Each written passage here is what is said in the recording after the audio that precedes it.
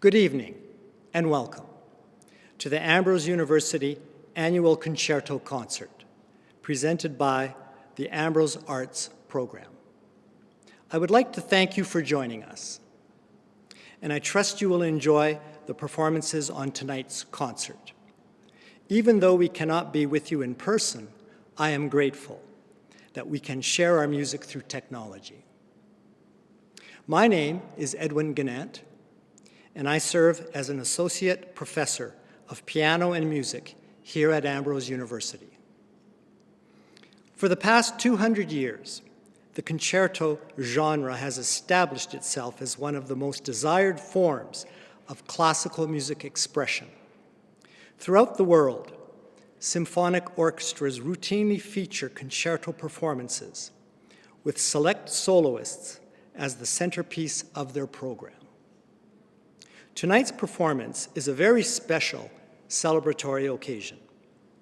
As a university, we mark the 20th anniversary of the Ambrose Arts Concerto Concert. 20 years ago, Ambrose Arts established its first university orchestra. That same year featured our first student solo performance with orchestra. The debut concerto for that event was Mozart's Concerto in C major, Koelschel 467. Tonight's concert is another first. As a result of the pandemic, after 19 years of uninterrupted concerto performances with orchestra, we are unable to celebrate our 20th anniversary with our Ambrose University Orchestra. As a substitute for the orchestra, albeit in a truncated version, we have a second grand piano present to take its place. I will represent the orchestra on a second grand piano for our piano concerto soloist, and Leila Linton will be the orchestra on the grand piano for the Haydn cello concerto and the Leonard Bernstein vocal aria. Our first performance of the evening is a composition by Franz Joseph Haydn, the third movement of the cello concerto in C major. Haydn's concerto in C major was composed between 1761 and 1765. The work had been presumed lost until discovered in 1961. Some doubts have been raised regarding the authenticity of the work, believing that Haydn may not have composed it. Nonetheless, he is the attributed composer, and it is regarded as one of the great cello works of the classical era. Our featured soloist for the third movement is MacDonald, who is a fourth-year cello major at Ambrose University.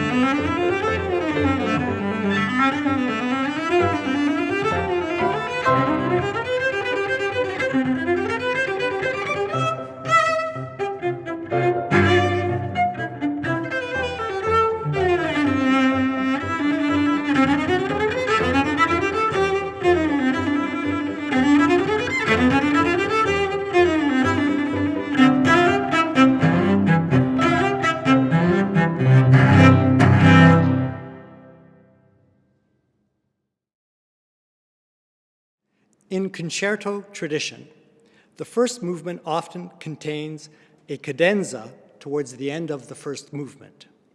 These cadenzas are ornamented passages where soloists can exhibit their abilities, often through an impressive technical and compositional display. Cadenzas are unaccompanied by the orchestra, allowing the soloist to perform alone. Usually, the composer supplies the cadenza. Sometimes the composer will omit it, allowing the soloist to create their own cadenzas, extrapolating on the piece at hand. Thus, cadenzas permit pianists to demonstrate their own interpretive understanding of the work and their compositional prowess. For our next concerto performance, such is the case. John Cabalsa will be performing Wolfgang Amadeus Mozart's Piano Concerto, K466 in D minor. This concerto was composed in 1785 and has long been considered a favorite among audiences, composers, and pianists. For this particular concerto, John has chosen to compose his own cadenza. John is currently a double major at Ambrose University, majoring in piano and biology.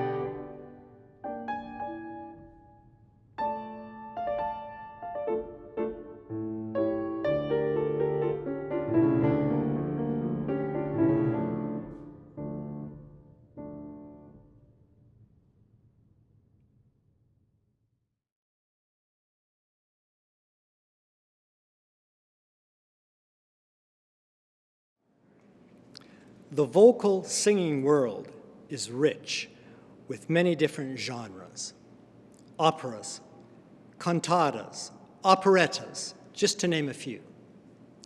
Although these musical art forms I just mentioned are not concertos, it is important to be inclusive with all musical art forms.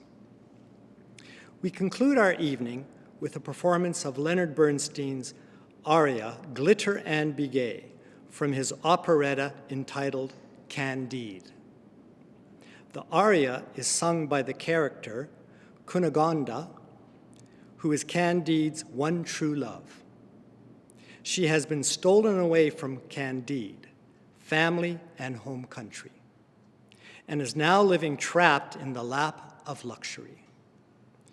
In this aria, she laments her new life in Paris, but at the same time realizes that the high life has many wonderful luxuries to afford. The character of Cunegonde is sung by soprano Sarah Irwin, a senior voice major at Ambrose University.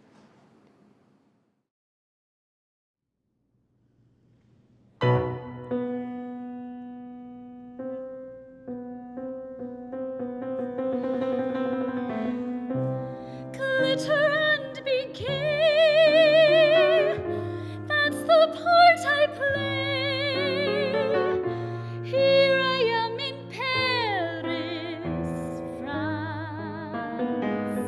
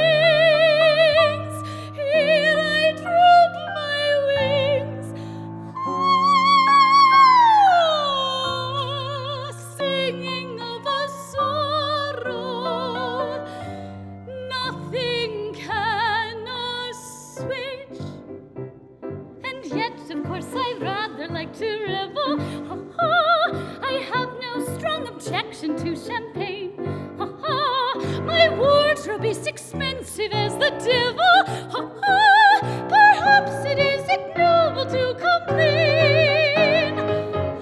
Enough, enough of being basely tearful. I'll show my noble stuff by being great and cheerful. Oh, oh, oh,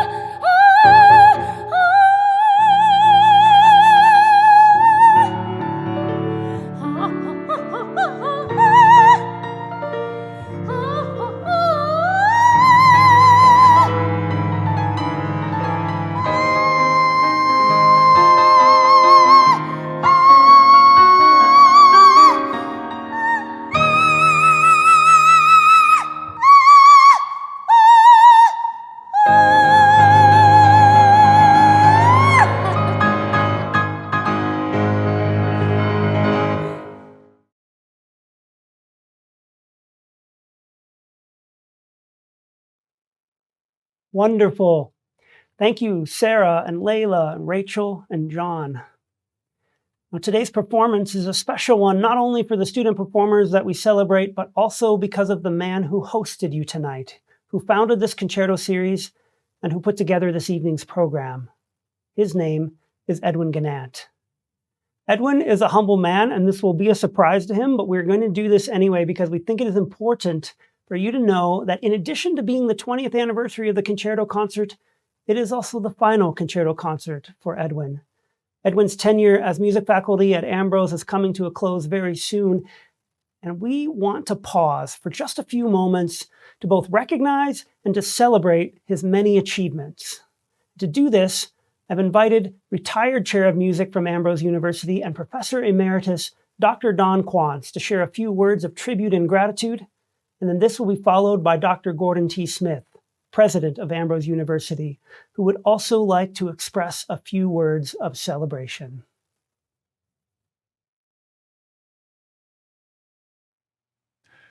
Nearly 26 years ago, in New in Calgary, I was looking for a piano instructor for our music program.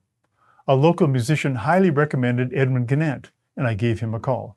Shortly after, and through some unusual circumstances that both Edwin and I attribute to God's leading, he accepted my offer and joined our faculty as piano instructor. It is impossible to sum up Edwin's contribution to Ambrose and to capture the full significance and impact that he has had on its music program, colleagues, and students. Let me mention a few. First, Edwin's career has been characterized by excellence. Before coming to Ambrose, he had established himself as a first-rate solo performer, ensemble participant, accompanist, and piano teacher. After joining Ambrose, he continued performing and teaching and maintained his desire for musical and professional excellence. His excellence has had a great impact on every aspect of our program. Further, because of his high standard that he has set, Edwin has established a strong reputation as a performer and piano pedagogue. This reputation has allowed him to make a significant influence in the musical and pianistic community, from small-town Alberta to the World Piano Pedagogy Conference.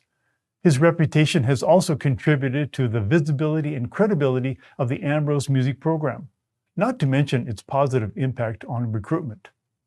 Many of our piano students, in fact, have attended Ambrose because of Edwin's influence. Edwin, as well, could always be counted on for his honest input and clarity in program discussions and decisions. There were many times when Ian and I were discussing and even waffling on an issue when Edwin would offer his thoughts. No uncertainty, no hesitation. Don't get the idea that we always agree with each other. There were many times that we didn't. We could, however, count on Edwin to be honest and forthright. From the very beginning, Edwin was a team player, and his collegiality never wavered throughout the years. He respected other faculty members, joined in innumerable collaborative events, and often went beyond his own responsibilities to contribute to student or other faculty endeavors. How many times did he step in to accompany a choir, ensemble, or soloist? Who knows? Suffice it to say that this happened on a regular basis. Finally, and most valuable, Edwin was an invested, diligent, caring instructor to his students. Going above and beyond his normal teaching responsibilities was a regular activity for Edwin. And in a world when it is easy for music teachers to focus on the star performers, Edwin was a mentor to every student by investing time, energy, and interest in each one, regardless of their ability or talent. This legacy speaks to the very heart of servanthood and Christian higher education. Edwin, thank you for your investment of over 25 years in the Ambrose music program. Thank you for your investment in the musical development, education, and lives of our students. Thank you for who you are as a musician, professor, colleague, Christian, and friend. It has been an honor to journey with you. God bless you in the next adventure of your life.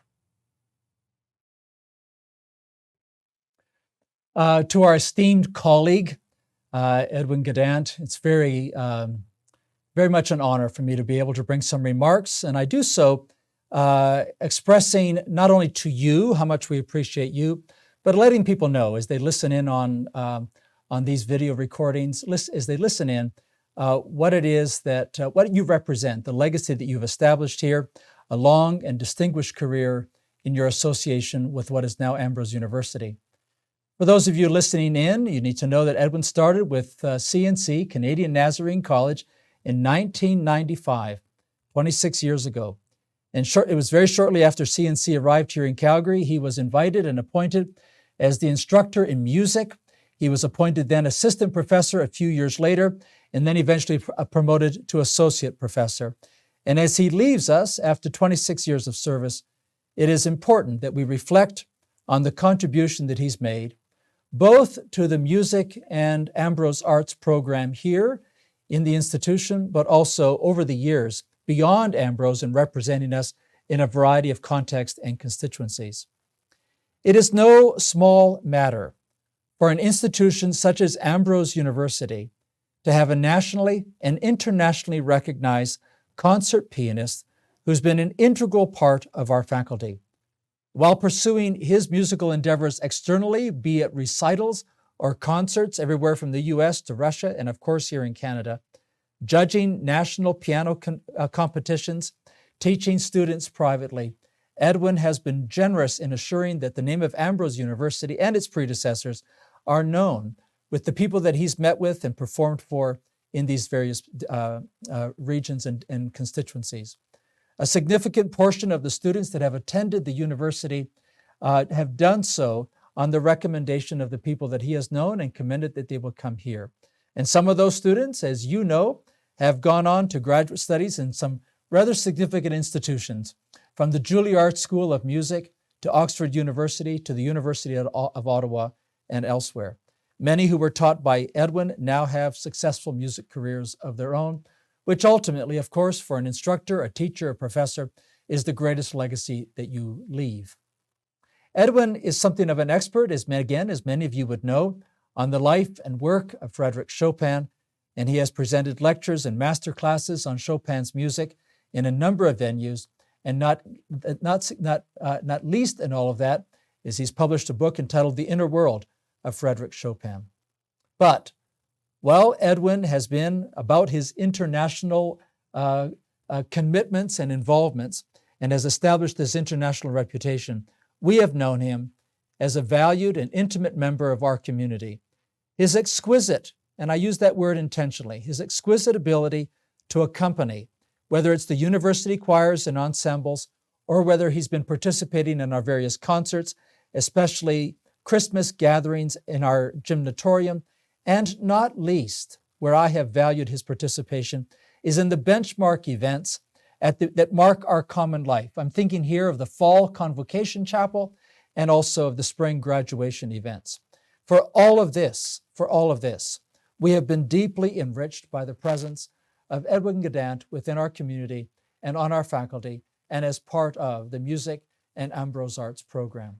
And as colleagues and friends, we say that we will miss you, our dear friend and colleague, and we wish you God's richest blessings in this next chapter of your life and work and ministry, and trust that you will have many excuses to drop in, to keep in touch, to pass through these halls whenever the opportunity arises. God go with you, dear friend and dear colleague. Thank you, Dr. Quantz. Thank you, Dr. Smith. And thank you to all who are watching and celebrating with us today. But most of all, thank you, Edwin, for your years of service and performance excellence. And since others have expounded upon your contributions in more detail, it's my duty to be brief in my remarks, but be assured that brevity and length is not a reflection of the depth of admiration and respect and gratitude I feel towards all you have done. Edwin, it has been my privilege to be your colleague in the mission of Ambrose University and Ambrose Arts. With that, it is my distinct honor to represent Ambrose Arts and indeed Ambrose University at the special 20th anniversary event. Edwin, when you founded the Concerto Concert Series 20 years ago, you founded it upon the principle of musical excellence in live performance. Two things that have been synonymous with your art and your teaching career.